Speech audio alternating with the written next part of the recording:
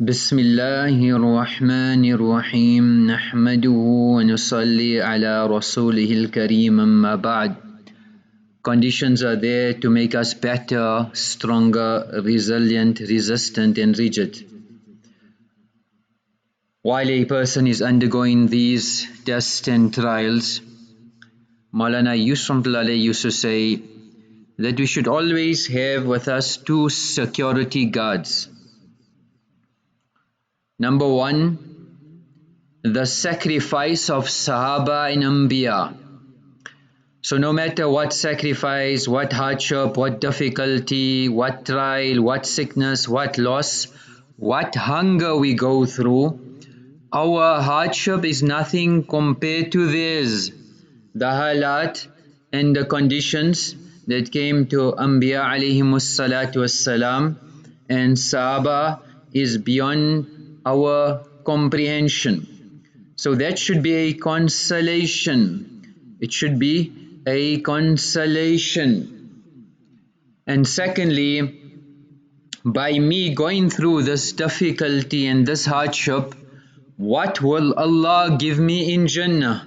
The rewards cannot be comprehended. We should have istihzar of the virtues for the sacrifices that are given. Amongst the Aamaal that a person should be engaged in was tilawat of Qur'an. Number 9, Khairud Dawa al-Qur'an. A cure for all difficulties, hardships, remedy is the Qur'an. Number 1, to read Surah Fatihah often. Ulama say at least 7 times, morning and evening. Surah Shifa, the Surah of Shifa. We should try to have a habit of reciting it constantly. And we find that Ibn Qayyim rahmatullah alayhi says, Kullu da' lahu dawa. For every sickness there is a cure. For every difficulty there is a solution. وأنا أحسنت المداومة بالفاتحة. I made it a practice to be constant, to be particular, to make it my wird and my routine. فوجدت لها تأثيرا. I found that there are a lot of benefits and effects of the surah. In the riwayat of Ibn Abbas radiyallahu anhuma, where Jibril alayhi salam was with Nabi alayhi salam, and there was a sound, إِذْ سَمِعَ نَقِيذًا فَوْقَهُ, like a door opening above them. فَرَفَى جِبْرِيلٌ بَصَرَهُ إِلَى السَّمَاءِ. Jibril raised his gaze towards the heavens and he said, هَذَا بَابٌ قَدْ فُتِحَ مِنَ السَّمَاءِ مَا فُتِحَ قَطُّ. This is a gate in the heavens that has been opened and was never opened before. فَنَزَلَ مِنْهُ مَلَكٌ. An angel had come down from it to Nabi alayhi salatu wassalam, and he said, Abshir binuraini utitahuma. Glad tidings to the two lights that has been given to you, that was never given to a Nabi before you. Fatihatil Kitab wa Khawatimi Suratil Baqarah. Suratul Fatihah and the last two verses of Surah Baqarah. Lam taqra harfan minhuma illa a'taytahu. You never recite a single letter of them, but you are granted it. So, to make it a habit of reading Surah Al-Fatihah and the last two ayat of Surah Baqarah, آمن الرسول بما أنزل إليه من ربه والمؤمنون, till the end of the surah. And amongst the fadail, ulama have said, where Nabi alayhi salam said, reading this, kafatahu, it will suffice for the reciter. It will be sufficient for the reciter. Allama ibn Hajar Asqalani rahimahullah, explaining what does this mean, says kafatahu kulla su'im min al-afat. It will suffice for him for all types of calamities. كفتاه شر الشياطين, from the evil plotting of shaitan. دفعتا عنه شر الإنس والجن, it will ward off the evil of human beings and jinnat as well. It will protect one from humans and jinnat. Number 3, to recite Surah Yasin one time morning and evening amongst the mujarrab and practiced Aamaal of our mashayikh was to make 41 Yasin khatams. So if a person can manage then daily to take out time on behalf of the ummah to recite Surah Yasin. Man qara'a Yasin fi sadrin nahari qudiyat hawaijuhu. Whoever reads Surah Yasin in the beginning of the day, it will suffice for his needs and necessities. Another riwayat, Man qara'a Yasin hina yusbihu. Whoever reads Surah Yasin in the morning, he will be given yusra yawmihi hatta yumsiya. That his entire day will be made easy, and whatever obstacles that he has, Allah will remove it. And whoever reads it in the evening, likewise, he will be given yusra laylatihi hatta yusbih. The entire night, his matters will be made easy for him. Inna fil Qur'ani latsuratan. There's such a surah in the Quran. It will intercede on behalf of the reciter, and it will be a means of forgiveness as well. And that is Surah Yasin. So Nabi alayhi salam called it a mu'imma. Sabas wamal mu'imma ya Rasulallah. Why is it called this here? Because ta'ummu sahibu bi khayri dunya. Because this will bring and draw goodness for the reciter in dunya, وَتَدْفَعُ عَنْهُ أَحْوَالَ الْأَهَاوِيلَ الْآخِرَةِ, and all the calamities and difficulties of akhirah also, it will protect one from that. Likewise, it's called dafiya and qadiya. قِيلَ يَا رَسُولَ اللَّهِ كَيْفَ ذَلِكَ. Why is it called that? تَدْفَعُ عَنْ صَاحِبِهَا كُلَّ سُوءٍ. It will remove and dispel all evil, all harm, all calamities from a person. وَتَقْضِي لَهُ كُلَّ حَاجَةٍ. And it's a means for fulfilling all needs, all requirements. So when a person is making khatam, the ulama have listed a lot of fadail and benefits depending on the situations and circumstances of the surah. So at least once, morning and evening, and if we can manage 41 times. Number 4, Surah Ikhaas, Surah Falaq and Surah Nas, to recite it morning and evening 3 times, and after every salah. When there are difficulties and hardships and halat, then daily to make a khatam 41 times as well. Alam tara ayatin. Do you not see those verses that were revealed? Lam yura mithluhunna qattu. Nothing like this has descended from the heavens. Surah Falaq and Surah Nas. Once Nabi alayhi salam was with a sahabi and he told him, said, what should I say? Say, ma aqulu. Say Surah Ikhlas, Kul huwallahu ahad, and the Muawazatayn, Surah Falaq and Surah Nas, morning and evening, thalatha marrat, 3 times. Takfika min kulli shayin. It will suffice for all your needs.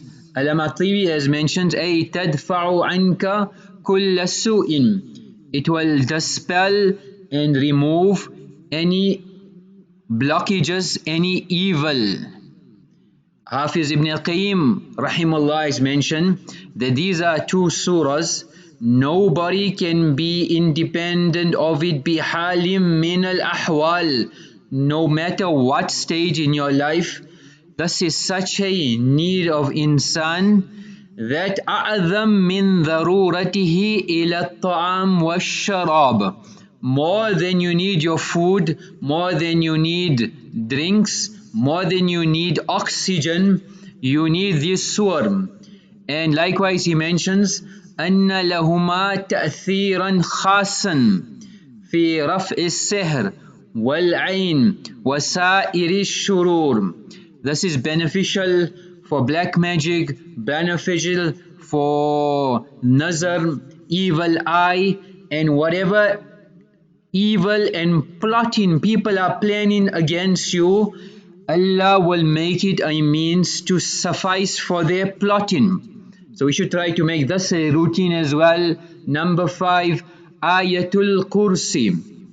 If we want to, we can add it with the Quls and Surah Al-Fatihah morning and evening, and after every Salah, and add it to our 41 khatams. So like we're going to do Surah Yasin and we're going to do the 3 Quls, then we should add Ayatul Kursi as well. Lam la yazal ma'aka min Allahi hafiz. That a person who reads the surah, a special angel is dedicated for this person's protection, and shaitan does not come close to this person. So before leaving the house as well, when we're going on the journey, likewise on our possessions, to read Ayatul Kursi and blow. Inshallah, that will be a means of protection. And if we can add in another riwayah, Man qara'a Ha Meem, if a person reads what Ayatul Kursi, Ha Meem tanzilul kitabi min Allahil azizil alim, غافر الذنب وقابل التوب شديد العقاب ذي الطول لا إله إلا هو إليه المصير. Surah Ghafir, these ayat al-ilayhi al-masir, if a person reads this, then Nabi alayhi salam has confirmed حُفِظَ بِهِمَا حَتَّى يُمْسِيَ. Allah subhanahu wa ta'ala will protect him till the evening, and whoever reads it in the evening, Allah will protect this person till the morning. There was a girl that was returning home and she decided to take a shortcut. It was dark and she came to an alley. As she crossed that alley, she noticed a person standing on the other end waiting for her. She became restless and started reciting Ayatul Kursi, and she felt consoled and comforted as she was reciting it. So she reached the end of the alley, passed the man, and reached home. The next day she read a article in the papers saying that a girl had been raped in that very same alley which she crossed. So she was overwhelmed with the tragedy. She fell into tears. She could not understand what had happened, but she realized that Allah had protected her. Allah had protected her. So she decided to go to the police station to see some justice meted out. She narrated the story, and the police said that we have a lineup of people. Are you willing to identify the person behind this? So she agreed immediately, and in the lineup she identified the man. After his identification and he was told that there is a witness, then he confessed and the law took its course. She was thanked for her bravery, and then she asked the officer, can you inquire from him about another girl that passed? Did he notice anything or any reason why he did not attack her? So when the inquiry was made, he said she was not alone. There were 2 tall men walking on either side of her. 2 tall men walking on either side of her. Protection is from Allah. We need to do the Aamaal that Nabi alayhi salam has encouraged us to do. Number 6, to recite Surah Quraish. So at least 7 times, morning and evening. Ulama have written min khawasi Surah Quraish, from amongst the specialities of the surah is dua lil aman min al khawf. It is a means of protection from everything that you fear. Wal amn min ash-sharri, and it's a means of protection from all evil. And qada'il haja, and whatever your needs are, it will fulfill it. الذي أطعمهم من جوع وآمنهم من خوف. Even the needs, ulama explained, from hungerness and whatever fear and anxiety, it even dispels kulla makruh, our greatest fears. So we should try to make it a habit when we leave the house, when we getting ready to travel, etc. Then to recite Surah Quraish. Number 7, to recite Surah Waqiah every night. من قرأ سورة الواقعة في كل ليلة لم تصبه فاقة أبدا. Whoever makes this their routine, poverty will never be witnessed by them. They will be protected from poverty. And Hazrat Ibn Mas'ud radiyallahu an used to encourage his daughters وَالْمُدَاوَمَةَ عَلَى قِرَاءَتِهَا, to be punctual and reciting this surah, for they are a means of preventing poverty and it's a means of drawing rizq. وَقَدْ سُمِّيَتْ بِسُورَةِ الْغِنَى. The ulama have said it's called the surah of ghina, the surah of wealth and affluence. Number 8, we should try to recite the beginning verse of Surah Muminoon morning and evening, which is أَفَحَسِبْتُمْ أَنَّمَا خَلَقْنَاكُمْ عَبَثًا وَأَنَّكُمْ إِلَيْنَا لَا تُرْجَعُونَ. So Surah Muminoon, ayah 115. Once Nabi alayhi salam sent an expedition of Sahaba and told them to recite this verse morning and evening, which Sahaba did. When they recited this verse, they earned a lot of booty and they remained safe. Number 10 from amongst the Aamaal is to give Sadaqah.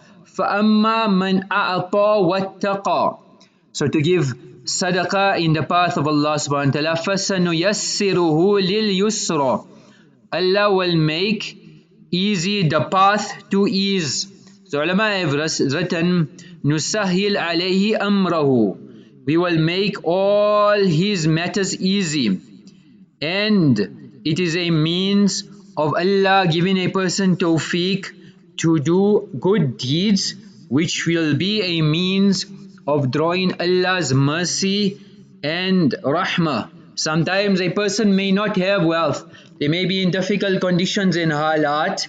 So firstly, whatever little bit we have, if you got even 1 rand, $1, give 1 cent also. You can manage to give 1 cent, no problem. We have tons in our houses. If we see people that are in need, and it doesn't have to be outsiders, it can be our own family members.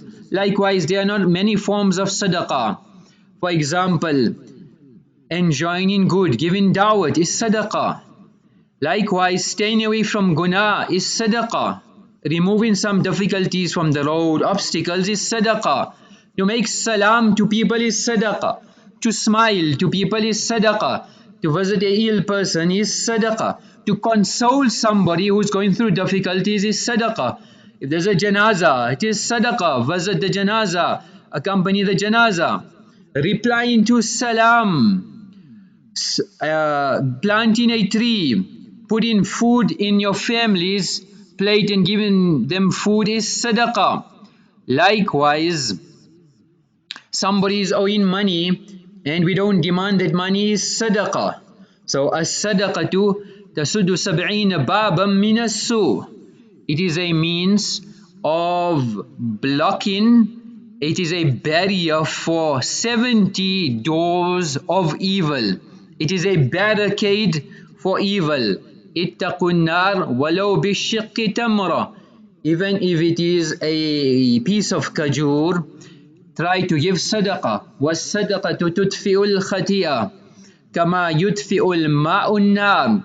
Like how water extinguishes a fire, sadaqah wipes out the evil effects of disobedience. Sana'i'ul ma'roof taqi masari as-su. Good actions protect from evil fate and destiny. وَالصَّدَقَةُ خَفِيًّا تُدْفِئُ غَضَبَ الرَّبِّ. And it is a means of extinguishing the wrath of Allah. Bakiru bis sadaqa, rush towards charity. فَإِنَّ الْبَلَاءَ لَا يَتَخَطَّى الصَّدَقَةَ. It does not travel, it does not cross. The sadaqah blocks the bala. So different forms of sadaqah. Let us try. All conditions are from Allah. Allah knows best what is for us. Innal abda idha sabaqat lahu min Allahi manzilatun. If a person, when Allah has decreed a certain position for his servant, Allah wants him to excel in akhirah, Allah wants him to excel in reward. فَلَمْ يَبْلُغْهَا بِعَمَلٍ. But his amal are so weak that if he had to do amal his whole life, he will not reach that stage of Jannah. Then what does Allah do? This is a chosen servant. Ibtalahu Allahu fi jasadihi. Allah will afflict him with hardships with regard to his body. Aw malihi, his wealth. Aw fi waladihi, his children. So different trials, difficulties, hardships will befall this person. ثُمَّ صَبَّرَهُ عَلَى ذَلِكَ.